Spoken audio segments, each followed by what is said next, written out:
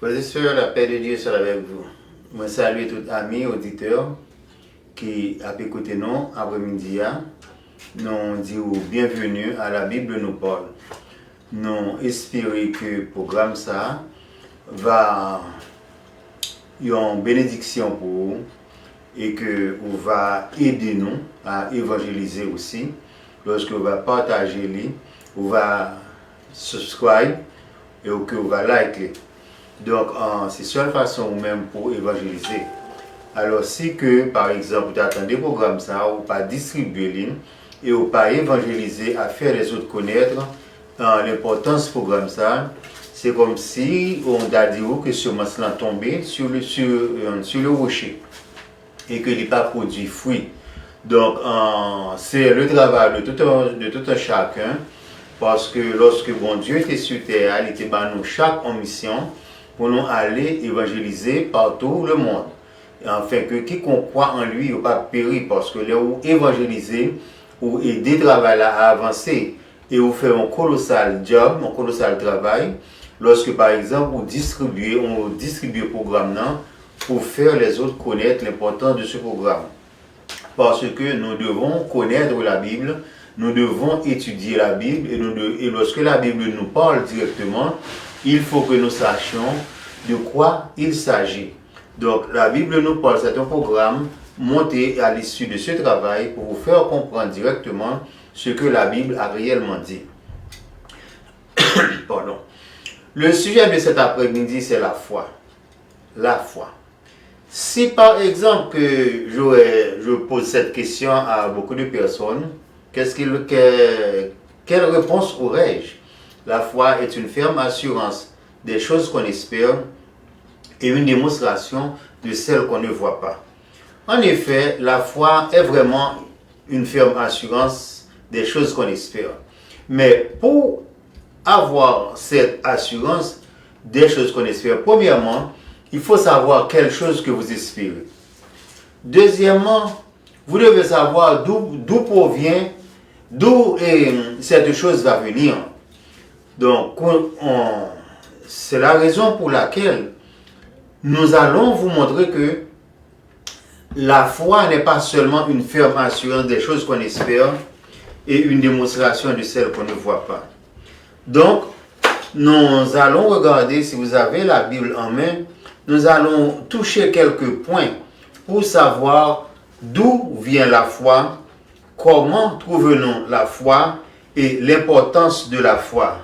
Donc, si nous serons convaincus de ces points-là, nous allons sentir en nous-mêmes si nous avons besoin de la foi. En effet, lorsque nous voulons regarder d'où vient la foi n'est pas seulement l'assurance, mais il faut que cette assurance et cette espérance viennent en quelque part. Si nous regardons l'origine de la foi, nous regardons comme dans Romains 10, à partir du verset 17, nous pouvons diviser Romains 10 à partir du verset et nous pouvons diviser le verset 17 en deux parties. Première partie et la première question, et la première réponse que nous trouvons de l'origine de la foi, c'est d'où vient la foi.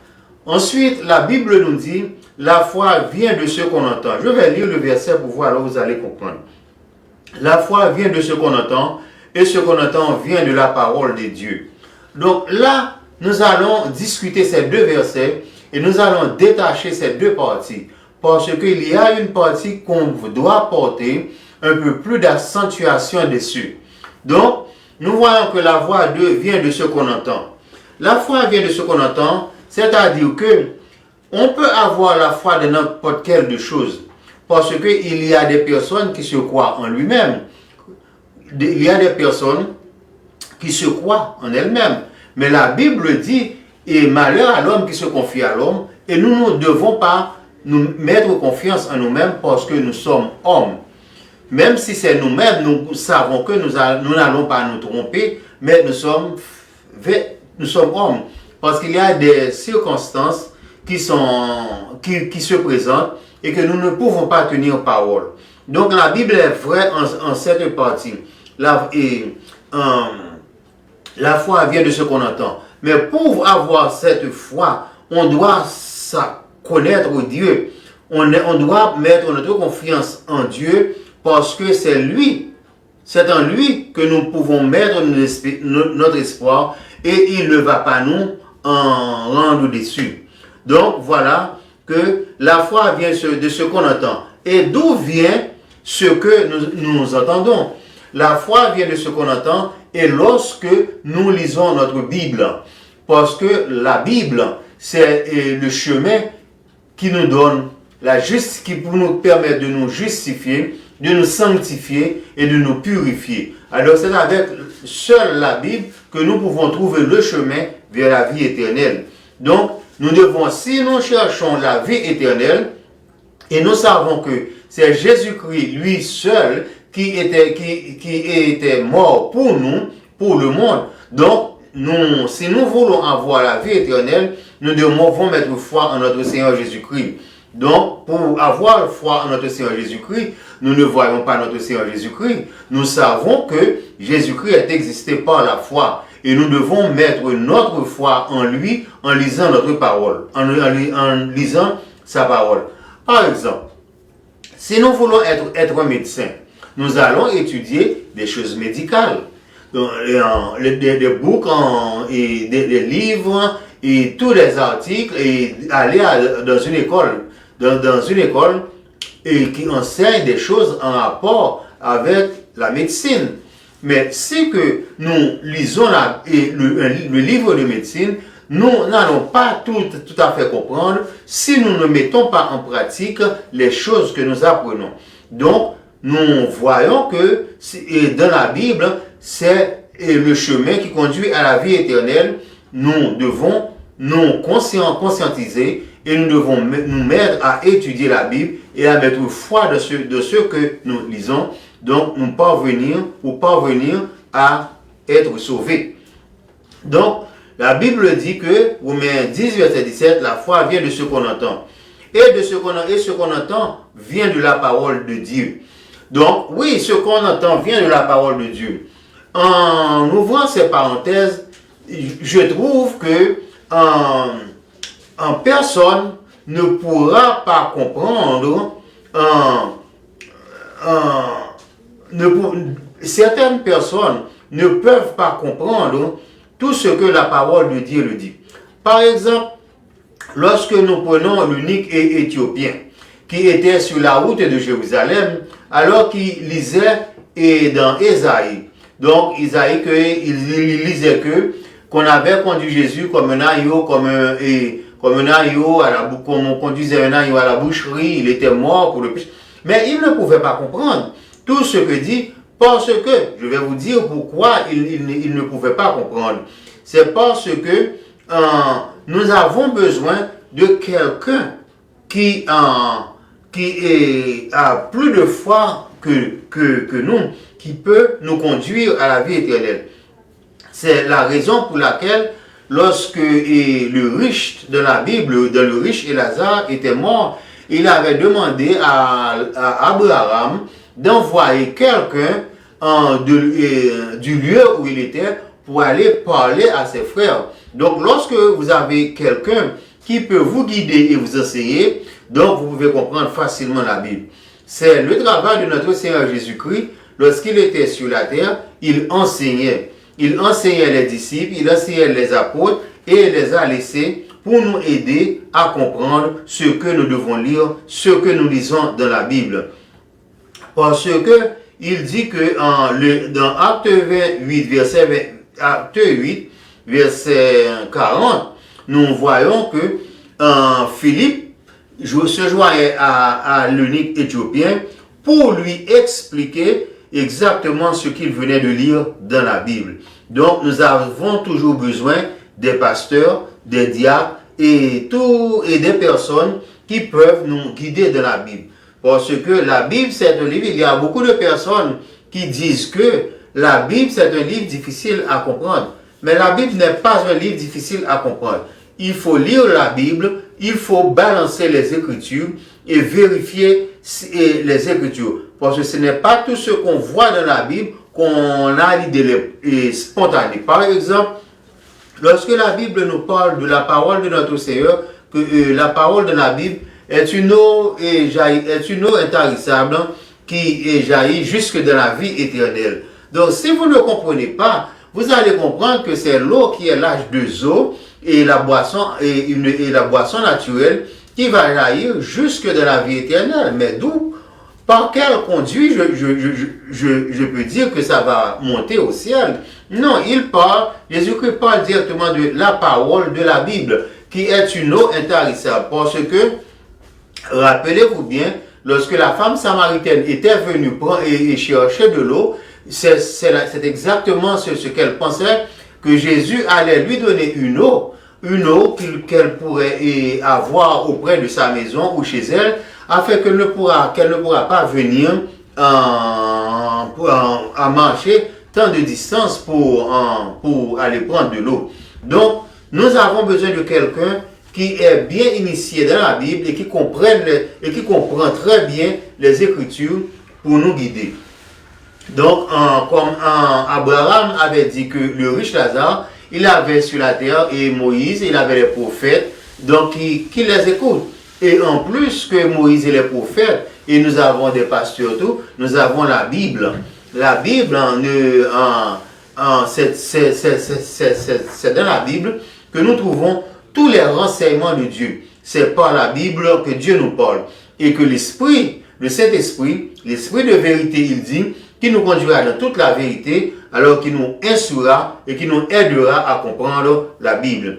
Si nous lisons la Bible sans la lumière du Saint-Esprit, nous n'allons rien comprendre. C'est la raison pour laquelle Jésus disait à ses disciples de ne pas laisser Jérusalem, de ne pas laisser la place où ils étaient. Alors, il allait renvoyer pour eux un consolateur, l'Esprit de vérité, qui vous conduira dans toute la vérité. Alors, c'était le Saint-Esprit. Donc, nous voyons que la foi vient de ce qu'on entend, et ce qu'on entend vient de la parole de Dieu. Alors, pour comprendre ce que nous entendons, et pour comprendre très bien ce que nous entendons, nous faut l'aide et la puissance du Saint-Esprit. Donc, nous devons appliquer la foi. Si par exemple que nous lisons la Bible, et même si le Saint-Esprit nous guide, nous guide et nous conduit dans toute la vérité, si nous n'avons pas de la foi, cela va nous servir de rien. Donc comment pouvons-nous obtenir la foi? Parce que la foi est un élément important pour le chrétien. Hébreux 11, verset 6 nous dit, il faut que celui qui s'approche de Dieu croit qu'il existe. Si que nous croyons que Dieu existe et que nous essayons de nous approcher de lui, il faut que nous marchions sur les pas de notre Seigneur Jésus-Christ. Il faut que nous allons de la même direction que lui. Alors, c'est la seule façon que nous pouvons chercher et que nous pouvons chercher Dieu. Parce que nous devons savoir qu'il existe. Si nous sommes sûrs que Dieu existe et nous appliquons toute notre foi en lui, c'est-à-dire nous croyons en lui, qu'il peut nous sauver, qu'il est la lumière du monde et qu'il a envoyé son Fils Jésus sur la terre pour mourir pour nos offenses et pour nos péchés, parce que d'après ce que nous avions commis, nos parents nous avions commis, nous devons être tous morts. Alors, ce n'est pas pour dire que mort sans respiration. Lorsque nous avions péché, nous étions morts, pas physiquement morts, mais spirituellement morts, parce que nous étions séparés de notre Seigneur Jésus-Christ. Dans le jardin d'Éden, Jésus, Dieu, visitait nos parents très souvent. Il les visitait, les parlait et les enseignait. Mais après que nous avions péché, donc Jésus-Christ cessait de se rendre dans le jardin pour nous visiter, et nous avions chassés et il avait mis des archanges comme sécurité. Donc nous savons que puisque nous avons péché, le salaire du péché c'est la mort. Donc nous étions tous morts. Quoique nous respirons, nous étions tous morts. Et jusqu'à présent, il y a des morts spirituels qui marchent et il y a des morts spirituels qui sont dans l'église aussi. Donc, puisque pour être en vie et pour avoir de la vie, nous devons savoir Jésus-Christ comme notre sauveur personnel. C'est lorsque nous avons Jésus-Christ comme notre sauveur personnel, nous sommes vivants, nous sommes épargnés de la mort et spirituelle. Donc, si nous restons sans assurance que nous sommes sauvés de la mort spirituelle, si nous n'en avons pas cette assurance, nous allons faire face avec la seconde mort. Et c'est la seconde mort qui est plus terrible que la première mort. Donc, nous devons chercher Dieu. Nous devons trouver Dieu. Puisque nous savons qu'il existe, nous devons le chercher. Comment allons-nous le chercher puisque nous ne pouvons pas atteindre là où il est? Donc, 2 Corinthiens 5, verset 7 nous dit que nous marchons par la foi et non par la vue. Il serait plus facile pour nous si nous pouvons marcher par la vue parce que nous pouvons voir les choses caractéristiques et les choses caractéristiques pour vous faire comprendre les empreintes de notre Seigneur Jésus-Christ.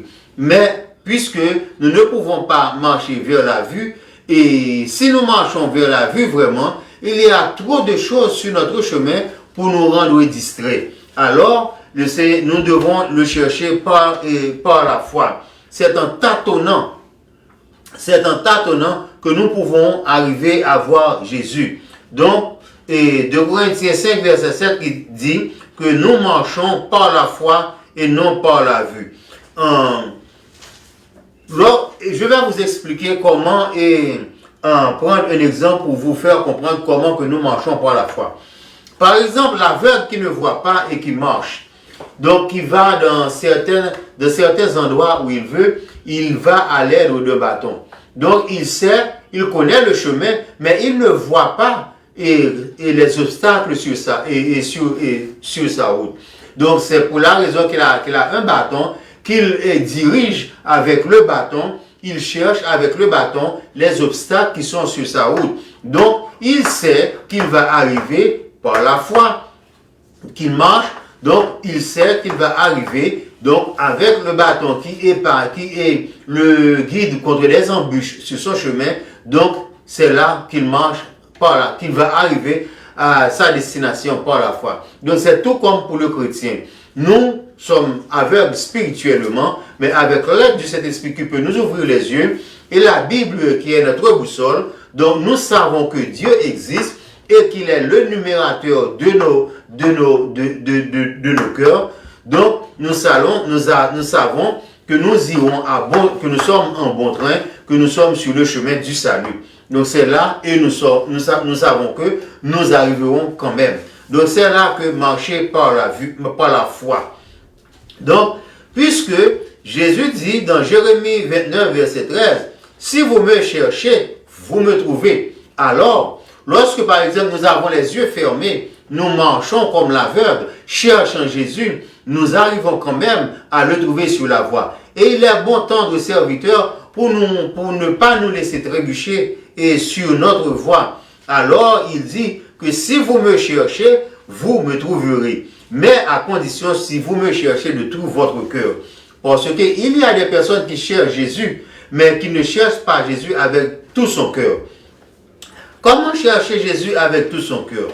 Lorsque, par exemple, nous avons la Bible comme boussole, mais dis-moi, par exemple, si vous n'ouvrez jamais la Bible pour savoir ce qu'il y a dans la Bible, et que même si vous savez que Dieu existe, vous ne cherchez pas Dieu. Vous ne le cherchez pas et vous n'allez pas le trouver. Pour vous dire très et clairement, vous perdez votre temps. Vous perdez votre temps sur le chemin. Rappelez-vous les 10 vierges qui voulaient rencontrer l'époux. Il y avait 5 vierges sages qui avaient de l'huile dans leur lampe. Et de l'huile dans leur lampe, ce n'est pas de l'huile matérielle qui était dans leur lampe, c'était leur foi. Ils étaient remplis de foi. Ces vierges-là étaient remplies de foi qu'ils attendaient l'époux et que l'époux va venir. Mais les autres qui étaient folles voulaient rencontrer l'époux de toute façon, il voulait voir l'époux, mais elle n'était pas préparée pour rencontrer l'époux. Parce que la majorité dans les cercles avait un peu d'huile qui ne pouvait pas être leur durer toute la nuit, toute la veille. Donc, lorsque elles étaient allées vers la ville pour acheter le surplus d'huile qui leur permettait de voir, d'attendre l'arrivée de l'époux, ensuite l'époux était venu à leur absence. Donc, si vous n'avez pas de foi et vous attendez la venue de notre Seigneur Jésus-Christ, vous savez que le Seigneur Jésus-Christ existe, mais vous ne l'attendez pas si vous n'avez pas de foi. Or, sans la foi, il est impossible. Vous ne pouvez rien faire sans la foi. La foi, c'est l'essence naturelle. C'est le motif du chrétien. C'est la destination du chrétien. Mais vous ne pouvez avoir que par la foi. En effet, la foi peut être fluctuée. La foi peut être par un jour, on est plein de foi, mais un jour, on est affaissé. Mais si on est affaissé parce que, avec les circonstances et les obstacles de la vie, on ne restera pas bien rempli. Même l'huile dans la lampe peut peut-être descendre.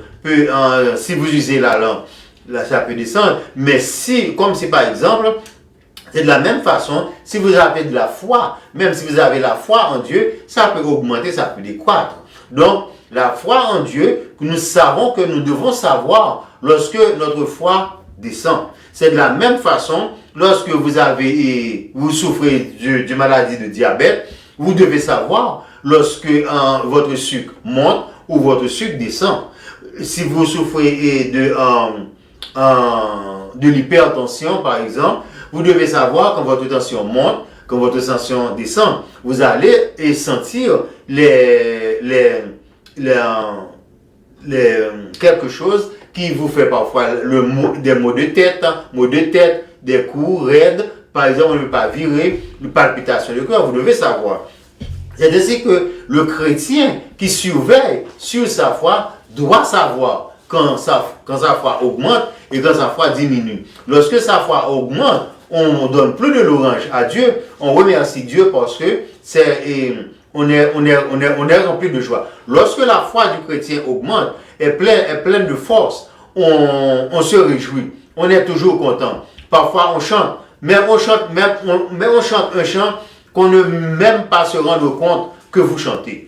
Donc vous êtes toujours en joie. Et lorsque votre foi descend, vous êtes un peu attristé, vous êtes un peu découragé. Vous vous posez même des questions concernant Dieu. Et lorsque votre foi descend, vous devez prier parce que c'est seule la prière qui peut vous augmenter et un peu de foi. En effet que nous marchons par la foi et non par la vue. Vous devez savoir ça, vous devez mettre ça en tête.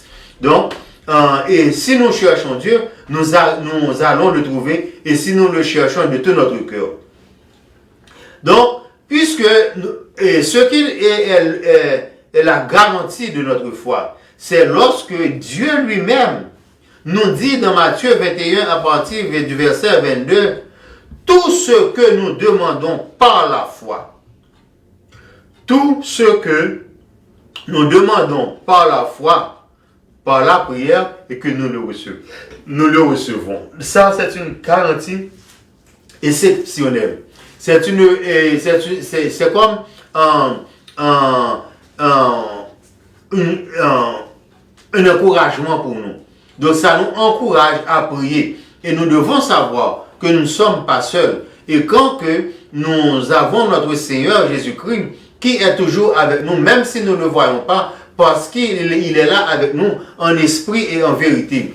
Lorsqu'il était sur la terre, il était avec nous en chair et en os. Maintenant, il n'est plus sur la terre, il est avec nous en esprit et en vérité. Et lorsque nous nous unissons pour nous la prière, ou bien même si vous priez et votre prière, vous devez toujours commencer par notre et mon Dieu qui est dans les cieux. Parce qu'il y a beaucoup d'autres petits dieux qui essaient de se présenter en votre présence comme Dieu. Mais il faut caractériser, il faut l'identifier avec quel Dieu que vous adressez. Mon Père qui est aux cieux. C'est la raison pour laquelle il nous donne l'exemple de la prière. Notre Père qui est aux cieux, que ton nom soit sanctifié. Donc nous devons adresser notre prière à notre Père. Et il dit que au nom de Jésus que nous devons conclure, parce que nous avons notre foi en Dieu, en notre Seigneur Jésus-Christ, et avec la puissance du Saint-Esprit qui nous fortifie même dans la foi. Donc nous savons que Dieu existe. Nous savons que nous pouvons l'aborder par la foi, et nous savons qu'il est le rémunérateur de nos pensées et de notre voix, et qu'il ne nous abandonne pas et il ne nous délaisse pas. C'est lui qui dit ça, c'est un serment radical. Donc nous allons voir si que nous avions vu où est l'origine de la foi, et nous avons vu là où nous allons trouver notre foi. Mais pourquoi avons-nous besoin de la foi? Bon, pour savoir pourquoi nous avons besoin de la foi, nous devons savoir d'abord l'importance de la foi. La foi pour le chrétien a une grande importance. Parce que lorsque nous adressons à notre Seigneur Jésus-Christ, nous mettons foi en lui, nous savons qu'il va nous répondre. C'est notre foi. Il nous répondra. Oui. C'est de la même façon, lorsque le petit enfant demande à sa maman ou à son père quelque chose, il sait que maman et papa a ce qu'il veut et ce qu'il demande. Et il sait que maman est là pour le servir. Donc c'est là que la foi. C'est l'exemple que je peux vous donner de la foi. Donc, nous avons besoin de la foi parce que nous ne pouvons pas surmonter seuls les difficultés de la vie. Jamais. Nous ne pourrons jamais surmonter seuls les difficultés de la vie. Donc, nous savons que si nous remettons nos problèmes, notre situation et tout ce que nous avons besoin, nous allons une personne, un esprit, un être puissant, que nous allons porter nos plaintes et nos doléances. Nous devons savoir qu'il va nous aider. Nous sommes parfois dans la vie, il y a des hauts et des bas pour nous. Nous sommes malades parfois et nous avons des prochains qui sont malades aussi, des amis qui sont malades. Ensuite, il dit nous que la prière fervente du juste a une grande efficacité. Déjà 5, verset 16, verset 18. Verset 16, il dit que la prière fervente du juste a une grande efficacité. Comment pouvons-nous savoir et définir en fervente? Lorsque le fervente se définit, lorsque nous prions avec force, avec foi et avec ferme assurance que ce que nous demandons, nous allons le recevoir. Par exemple, nous n'allons pas demander à Dieu, oh oui Dieu, je vous prie pour mon ami qui est malade et que nous aimerions que j'aimerais que mon ami soit guéri, que ci, que là. Non, vous n'allez pas prier comme ça. Parce que, rappelez-vous bien, lorsque le centenier allait vers Jésus, lorsqu'il avait son enfant malade, il dit à Jésus que mon enfant est malade et je veux que vous le guérissez. Jésus te dit comme ça que je n'ai jamais vu une foi si grande. J'ai jamais vu une foi si grande. Allez, ta foi, avec foi que vous avez, l'enfant est guéri. Donc, lorsque nous demandons une chose à Dieu, c'est la façon que vous demandez. Mais si vous venez d'une façon découragée, vous ne savez pas, donc, je vais le demander quand même, je ne sais pas. Non, vous n'allez pas réussir. Il faut demander Dieu avec foi, avec assurance, qu'il a ce que vous demandez parce que, qu'est-ce que vous allez demander à Jésus? De guérir votre enfant? De vous donner de la paix? Il avait dit tout ça. Je vous donne ma paix. Je vous laisse ma paix. Donc la paix, vous devez avoir la paix. Même si la paix qui est dans vous est troublée, demandez à Jésus de vous garantir cette paix. Parce qu'il avait dit, je vous donne la paix. Je vous laisse ma paix, je vous donne la paix. Donc s'il nous donne la paix et qu'il nous laisse la paix, cette paix doit régner avec nous tout le temps. Nous devons avoir foi que la paix de Jésus-Christ est toujours avec nous.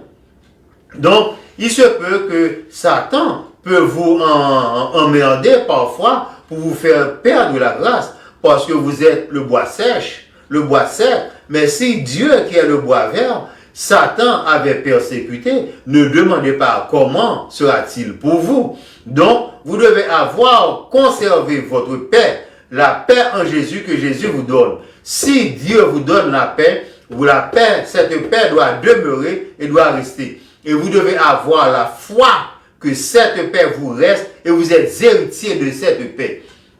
Donc, il dit que la prière fervente du juste a une grande efficacité. C'est pour vous dire que vous et moi, nous avons une force spirituelle entre nous que nous devons exercer. Nous ne devons pas croire entre nous, en nous-mêmes, parce que nous sommes hommes, mais nous pouvons croire que Jésus-Christ est en nous.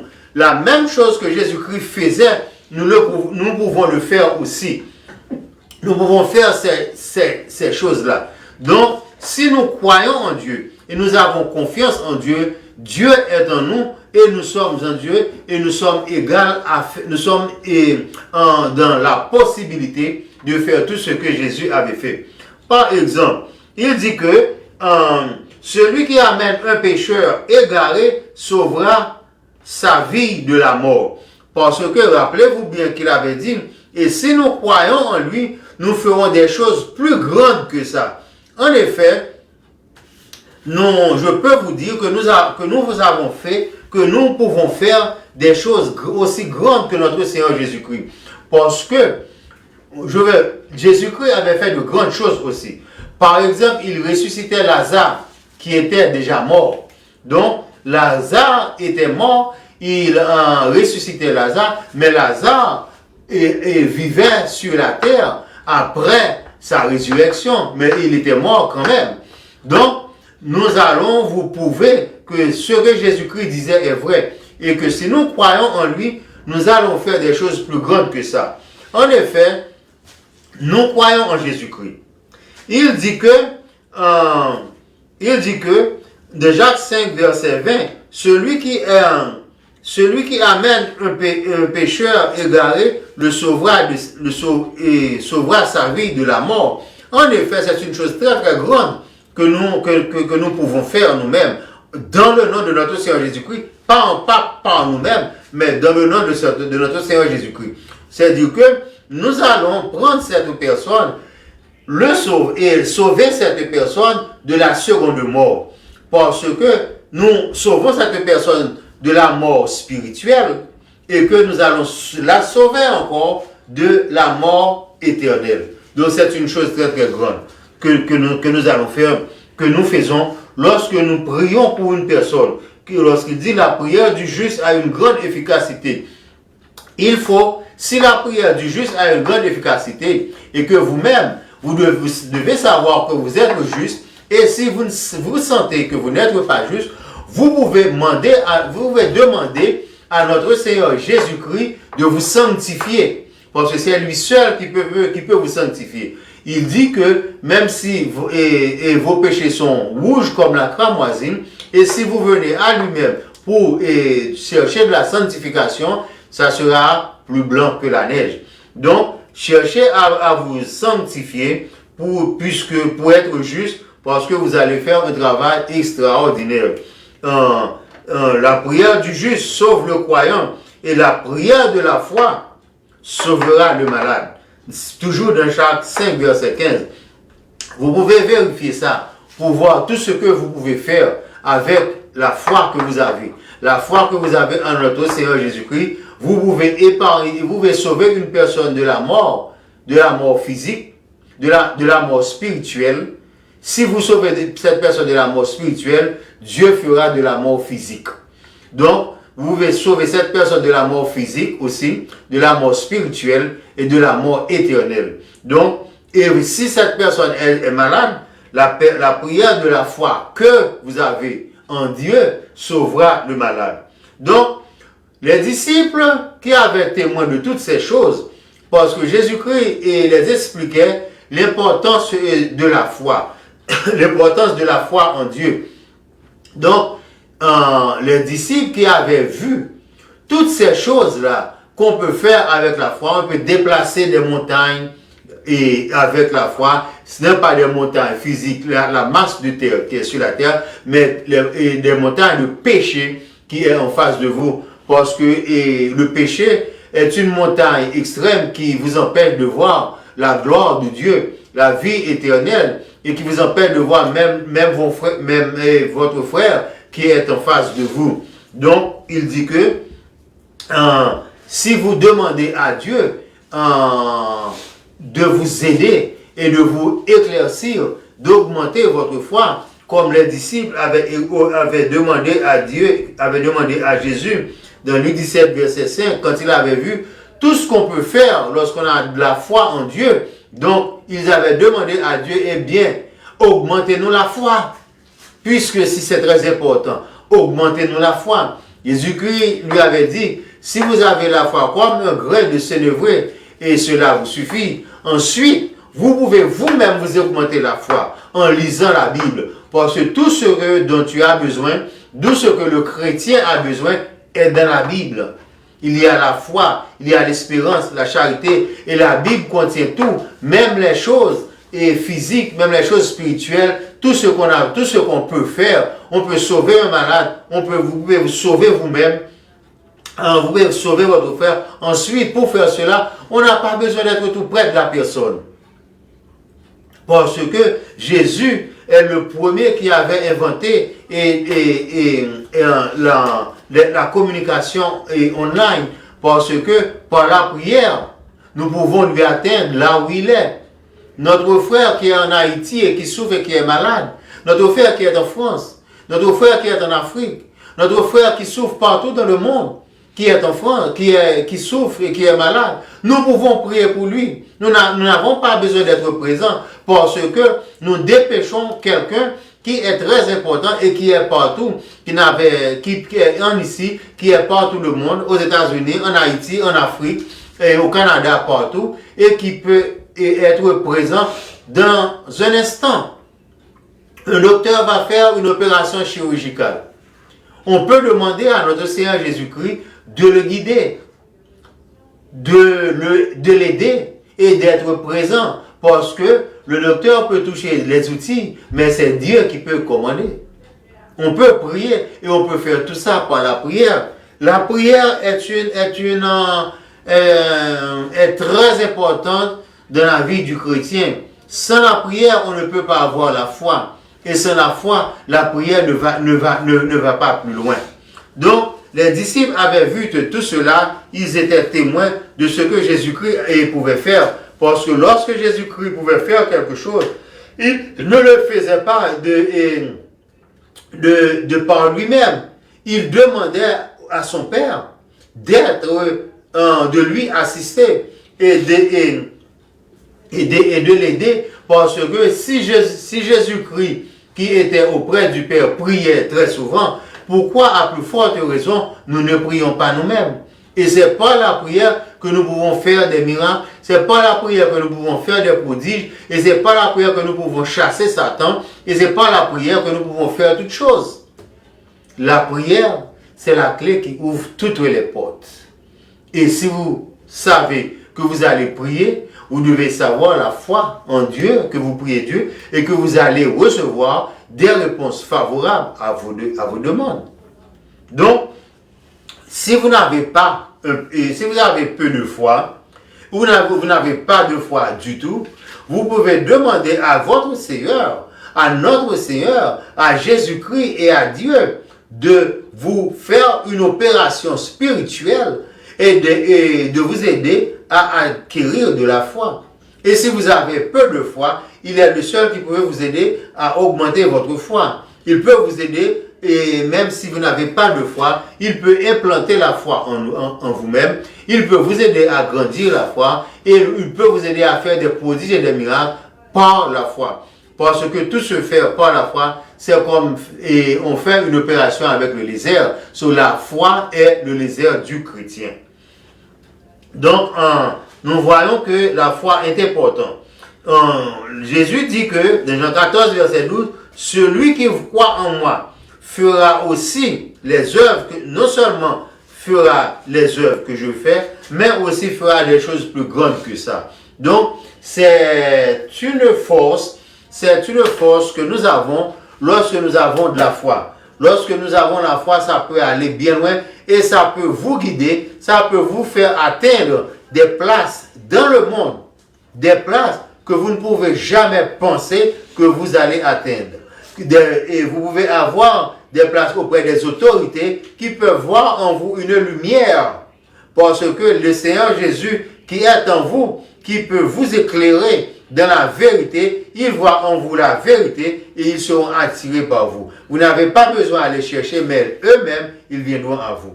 En effet, chers chrétiens, nous sommes très contents que vous pouvez participer avec nous pour comprendre vraiment ce qu'est la foi. Nous voyons que la foi est une puissance. Au lieu d'une grande assurance des choses qu'on espère, parce que si vous avez cette puissance des choses là, vous pouvez non seulement, non pas espérer seulement, mais vous pouvez commander à ces choses, et ces choses vous feront jour et sans que vous avez besoin de casser la tête. Parce que lorsque vous allez faire quelque chose, premièrement, priez. Deuxièmement, avoir foi. Premièrement, vous devez avoir foi.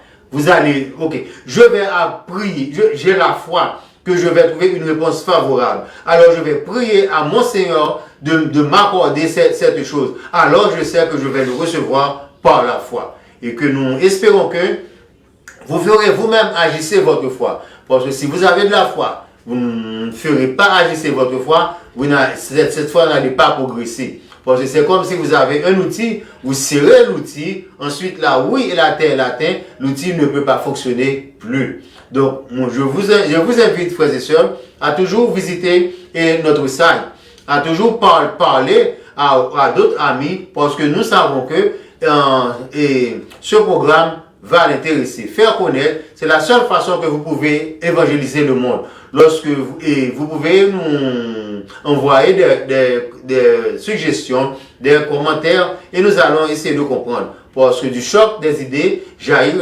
la connaissance. Que Dieu vous bénisse, que Dieu vous protège, que Dieu vous garde, et que Dieu vous augmente la foi. La paix de Dieu soit avec vous. Bonsoir.